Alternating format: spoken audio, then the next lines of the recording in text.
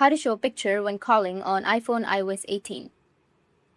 So if you want to show pictures when calling on iPhone iOS 18, then what you need to do is first, you just need simply open up your settings and make sure that you have updated your software.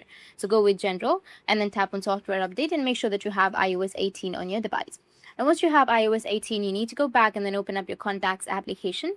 After opening your contacts, you need to go with My Card, which will be on the top. And once you tap on My Card, you'll get this kind of interface. In my case, I've already added a picture. So if you've added this kind of picture, then it will show this picture when calling on your iPhone iOS 18. But if you have not added, then you will have add picture option. You can just simply go and add a picture. I'll go with edit, which will be in the top right, and then you'll be able to edit your picture. So tap on your picture and then go with photos, which will be in the left side, bottom left side. Tap on photo library. After that, go and select any other pictures.